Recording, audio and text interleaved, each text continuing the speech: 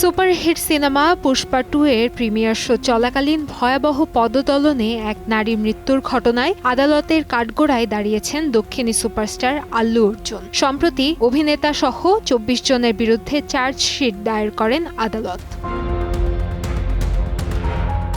গত বছরের ৪ ডিসেম্বর হায়দ্রাবাদে আল্লু অর্জুনকে এক নজর দেখতে আসা হাজারো ভক্তের চাপে পদদলিত হয়ে প্রাণ হারান রেবতী নামের ৩৫ বছর বয়সী এক নারী। আহত হয় তার শিশু সন্তানও। পুলিশ জানিয়েছে এটি কোনো দুর্ঘটনা নয়, বরং চরম অবহেলা এবং নিরাপত্তা বিধি লঙ্ঘনের উদাহরণ।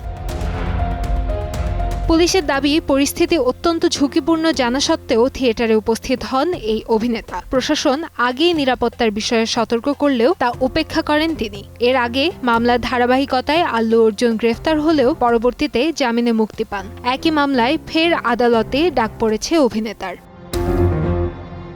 কান্তাময়ী স্নেহা, সময় সংবাদ।